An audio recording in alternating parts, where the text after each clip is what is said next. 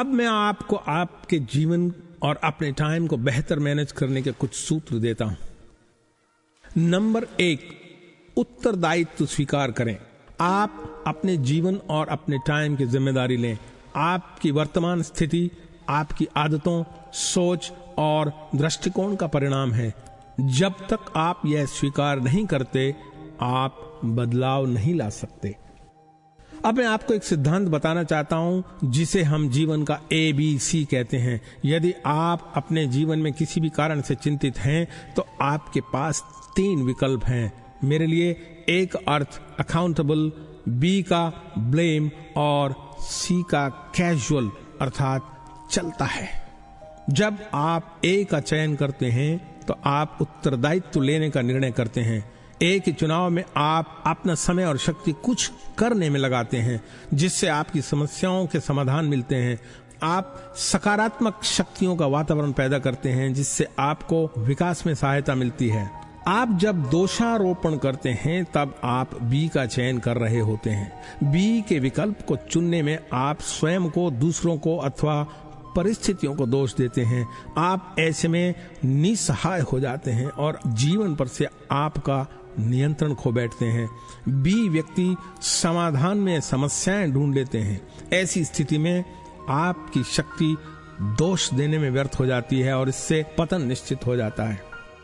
जब आप चलता है कि भावना रखते हैं तो C का चयन करते हैं। C का चुनाव करते समय लगता है कि स्थिति यथावत रहेगी, परंतु वास्तव में यह धीमा पतन ही है। C से आप टाल मटोल की प्रवृत्ति से अवसर गंवा बैठते हैं। आप अपनी क्षमता पूरी तरह उपयोग नहीं करते हैं। अवसर आपके इंतजार करने और देखने में ही निकल जाते हैं। अगर आप अपनी सफलता की वृद्धि के लिए चिंतित और उत्सुक हैं तो अकाउंटेबल होने का चुनाव करें। आप क्या कर सकते हैं ऐसा सोचें, न कि आप क्यों नहीं कर सकते। ध्यान दें, यहाँ पर आप पर जोर दिया गया है। एक चुनाव से आप हल निकालने की ओर बढ़ते हैं। याद रखिए, आप आज जो भी हैं बीते कल के किए गए चुनाव के कारण ही हैं। आज जो आप चुनेंगे उससे आपके आने वाले कल का निर्माण होगा। दूसरों को या स्थितियों को दोष देने में जो टाइम जाता है वह व्यर्थ ही है। नंबर 2, विकास के लिए सतत प्रयत्नशील रहें। यथावत स्थिति मृग तृष्णा तुल्य है। यहां मैं आपसे एक प्रश्न पूछता हूं, क्या आप अपनी किसी भी इंद्रिय द्वारा इस ब्रह्मांड में किसी भी चीज को स्थिर या यथावत पाते हैं? अच्छी तरह सोचिए, आपको ऐसा कुछ नहीं मिलेगा। केवल 2 ही विकल्प हैं, एक है विकास का और दूसरा क्षय का। यदि आप विकास को नहीं चुनते तो अपने आप ही क्षय का चुनाव हो रहा है। पसंद आपकी है। इससे पहले कि परिवर्तन आपको बदल दे, सतत परिवर्तन का निर्णय लीजिए। मैं ये बात अच्छी तरह जानता हूं कि परिवर्तन और जोखिम का चोली दामन का साथ है, लेकिन जोखिम न लेने में भी एक बड़ा जोखिम है, अपनी क्षमता और अवसरों का पूरा लाभ न उठाने का। परमात्मा द्वारा दी गई क्षमता की खोज लगातार जारी रहनी चाहिए। अन्वेषण का न तो कोई अंत है और नहीं होगा। आसमान सीमित नहीं है और ऐसा जब हो जाए कि कुछ खोजने को न बचे, तब आप परमात्मा स्वरूप हो जाएंगे। जीत का अर्थ दूसरों को हराने का नहीं, बल्कि अपने आप को सतत लगातार उन सीमाओं तक ले जाना है जहां पर आप पहले कभी नहीं पहुंचे। नंबर 3, सोचिए I can, I will. I can का अर्थ है संभावना, पर यह आपके विचारों और दृष्टिकोण पर निर्भर है।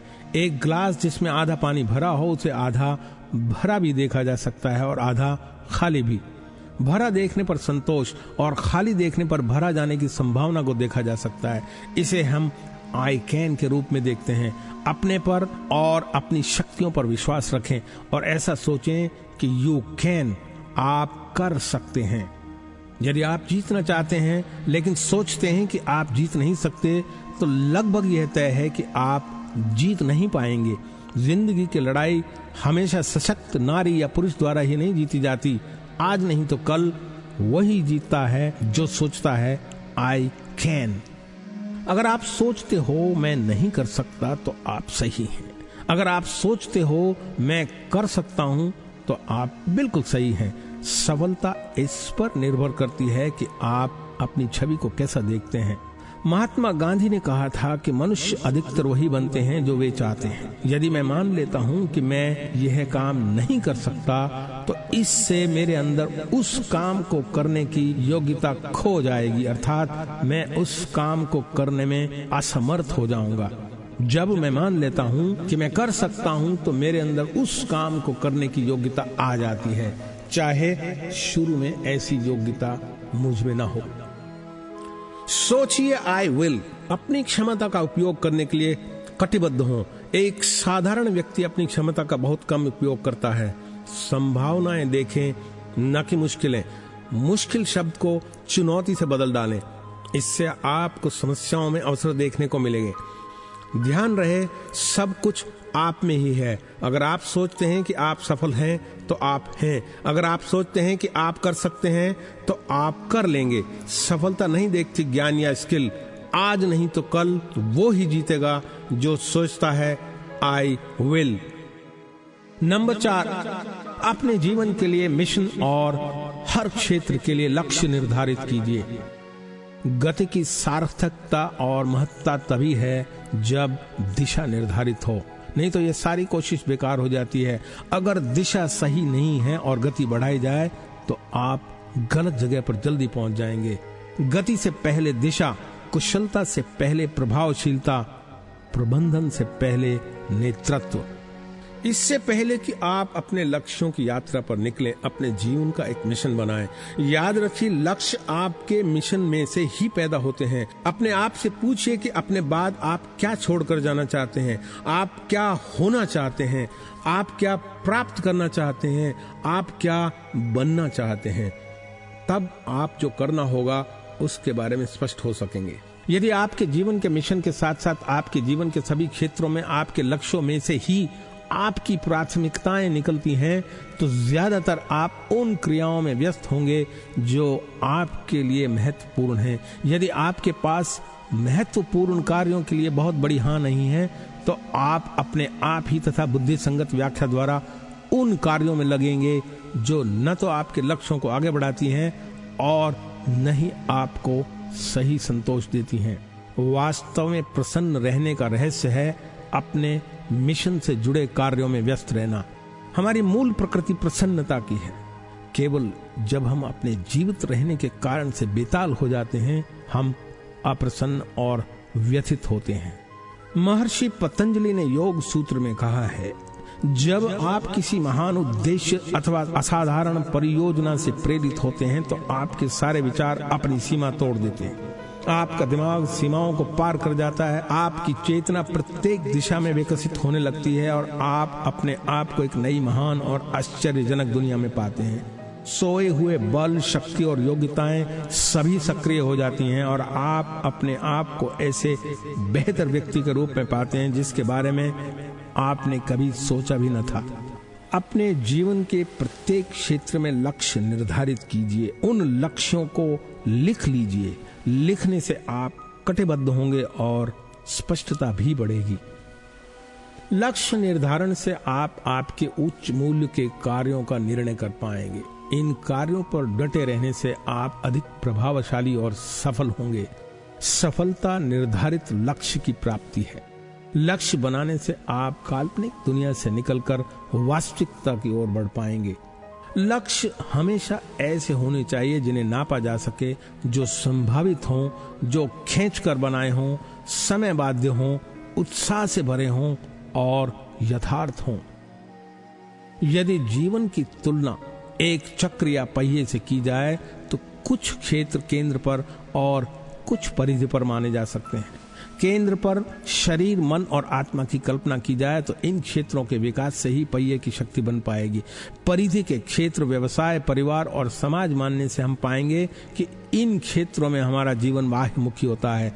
इन सब क्षेत्रों में ध्येय बनाने और सफल होने में हम परिपूर्णता की ओर अग्रसर होते हैं।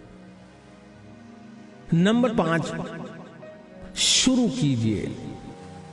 बहुत से लोग अपनी इच्छाओं और सपनों के बारे में सोचते रहते हैं। वे सही समय, मूड, सुअवसर और उचित वातावरण की प्रतीक्षा करते रहते हैं। टालमटोल पहले दिनों की, फिर सप्ताहों की होती है, जब तक कि उनकी इच्छा किसी अनिश्चित समय में न खो जाए। क्या आप भी अपनी किसी इच्छा को टालमटोल कर रहे हैं? टालमटोल का एक कारण है डर। डर की प्राकृतिक प्रतिक्रिया है भागो या लड़ो। ये दोनों असरकारक नहीं है। डर का सामना करने से ही उससे निपटा जा सकता है। डर का सामना कीजिए और आप उस पर काबू पा लेंगे। अगर आप किसी योजना अथवा काम को टालमटोल कर रहे हैं तो अपने आप से पूछिए कि उसके पीछे कोई ज्ञात या अज्ञात डर तो नहीं है। अगर ऐसा है तो डर का सामना कीजिए और आपकी जीत सुनिश्चित है। ध्यान रहे, विचारों में पल रहा डर वास्तविक डर से कहीं अधिक बड़ा और डरावना होता है। ये एक साबुन के बुलबुले की तरह होता है, दिखने में बड़ा पर अंदर कुछ नहीं। टालमटोल का दूसरा कारण है कि लोग अपने कार्यों के बारे में रुचि नहीं उत्पन्न कर पाते। ऐसी क्रियाओं को जो आपको अच्छी नहीं लगती बदलिए, विकल्प ढूंढिए या किसी और को सौंप दीजिए। सफलता की पहली मांग है कि आप जो करें उसे प्रेम पूर्वक इच्छा से करें। इसके बारे में सोचिए। टालमटोल का एक और कारण होता है काम को मुश्किल समझना। कुछ काम अब या बाद में आसान नहीं होते। हेनरी फोर्ड ने कहा है कि कोई काम मुश्किल नहीं रह जाता यदि उसे छोटे छोटे आसान कार्यों में बांट दिया जाए। कुछ भी हो, शुरू कीजिए। याद रहे, टालमटोल अवसर का दुश्मन है। नंबर 6, व्यवस्थित बने। टाइम मिलता नहीं है, प्लान किया जाता है। आपके वार्षिक, मासिक और साप्ताहिक प्लान आपके जीवन के प्लान से बनते हैं। ऐसा करने से दिन की प्लानिंग स्वतः ही हो जाती है। जब आप अपना दिन जीवन के प्लान के अनुसार गुजारते हैं तो आपको आंतरिक संतोष का अनुभव होता है।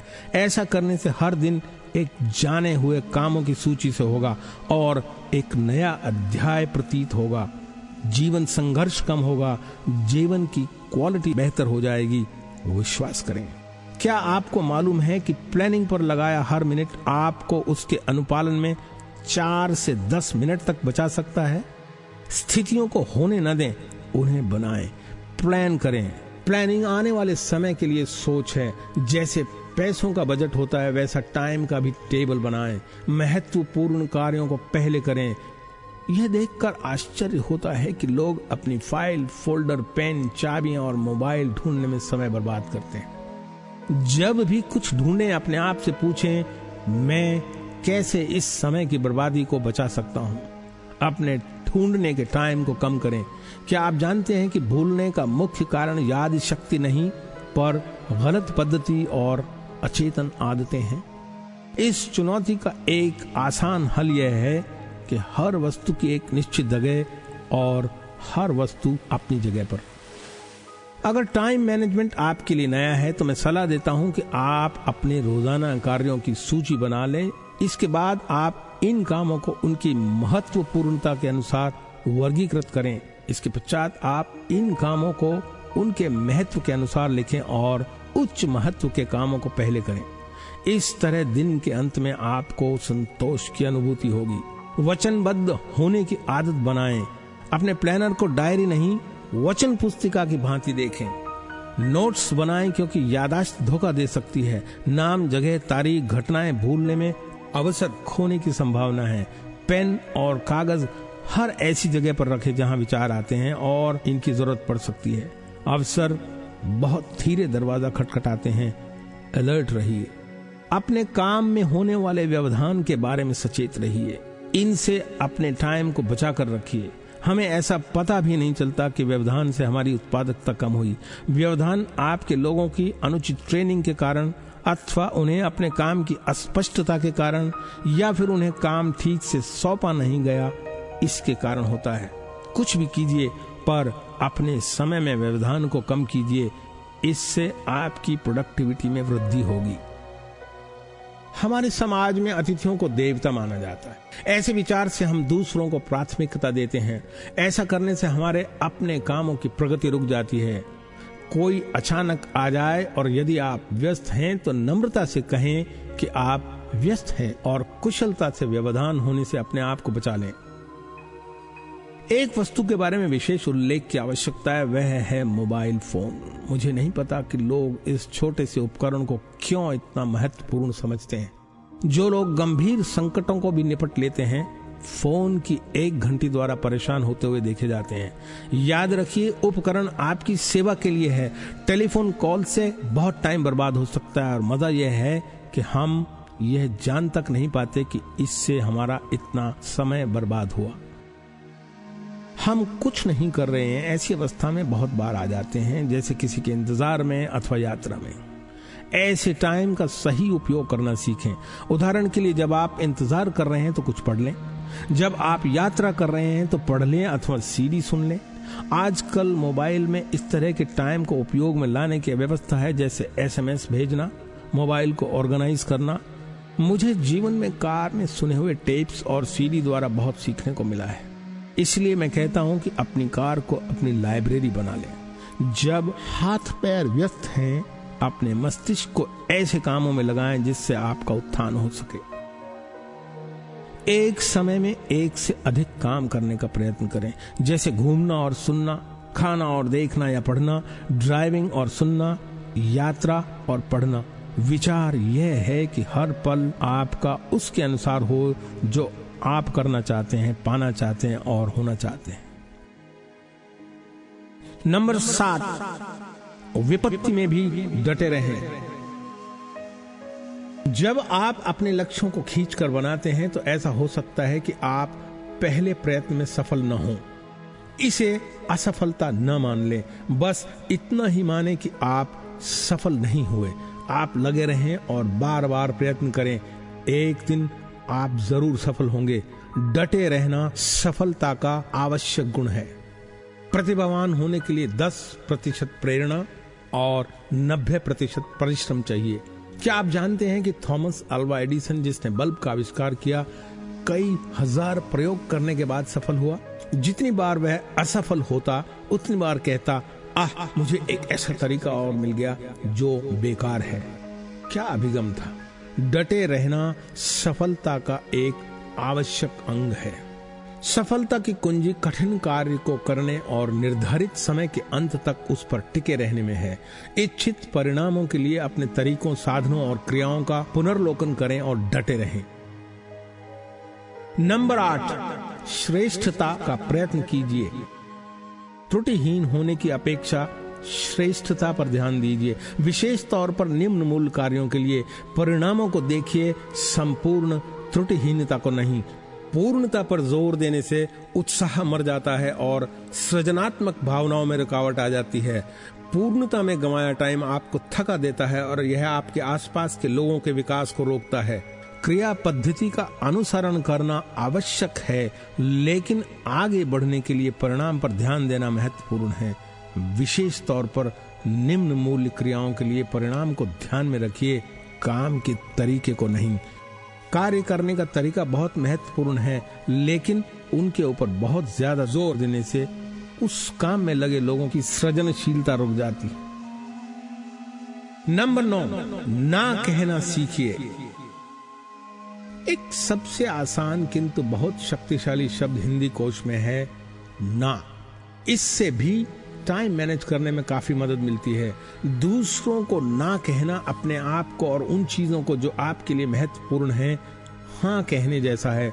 दूसरों द्वारा आपका टाइम मांगे जाने पर ना कहने के लिए साहस जुटाने से पहले अपने लक्ष्यों के बारे में अधिक स्पष्टता की जरूरत है।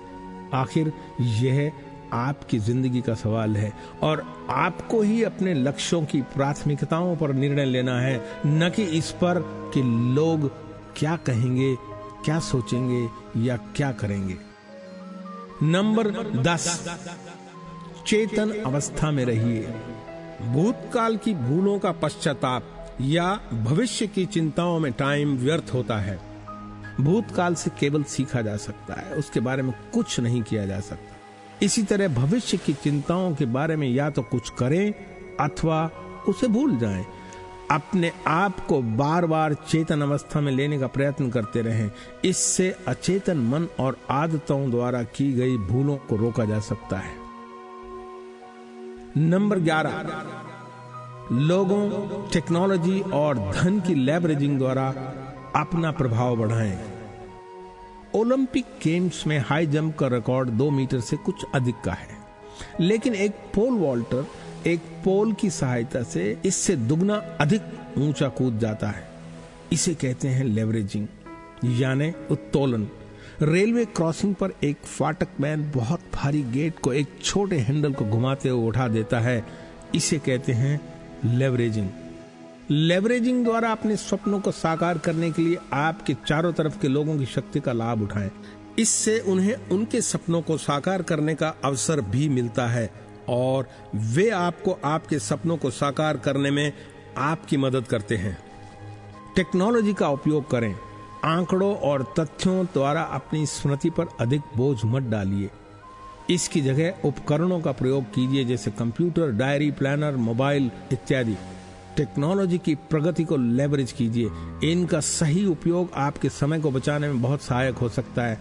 अब आपका काम लैपटॉप, पामटॉप, मोबाइल की मदद से जल्दी और अच्छा हो सकता है। आधुनिक टेक्नोलॉजी का उपयोग करके आप अपनी कार्य कुशलता और गति को बढ़ा सकते हैं। पैसे द्वारा भी आप लेवरेजिंग कर सकते हैं। अपने समय के मूल्य से कम की क्रियाओं को दूसरों को सौंप दीजिए। इससे दोनों पक्षों में जीतने की भावना उजागर होती है। आपका समय बचता है और आपके लोगों को काम करने का अवसर मिलता है। कार्यों को सौंपने से आप आपका टाइम बेहतर मैनेज कर पाएंगे और लोगों का भी विकास होगा। इन सूत्रों को अपने अनुसार से प्रयोग में लाएं। अगर आप जीवन का भरपूर आनंद लेना चाहते हैं और ऐसी चीजों पर टाइम देना चाहते हैं जो आपके मन की इच्छा अनुसार हों और आपके जीवन को आपके स्वप्न की तरफ ले जा सकती हों, तो समय निकालिए और हर क्षेत्र में जीवन का उद्देश्य ढूंढिए। तत्पश्चात प्लान और वरीयता अनुसार उन पर टाइम दीजिए। आपके जीवन में एक नया जोश भर जाएगा। आप उम्र में साल और वर्षों में जान डाल देंगे। आप समय के नल को खोल नहीं सकते, लेकिन छोटे मोटे लीक को रोक सकते हैं। यदि आप 30 मिनट जल्दी उठें और 30 मिनट देर से सोएं, तो क्या आप जानते हैं कि एक वर्ष में कितना समय बचेगा? 25 दिन के 3 महीने और 1 दिन 8 घंटे का। सोचिए, यह है आपकी उत्पादकता और सफलता को कितना बढ़ाएगा। सफलता के और साधनों की जानकारी के लिए लॉग ऑन करें www.unnati.co.in पर।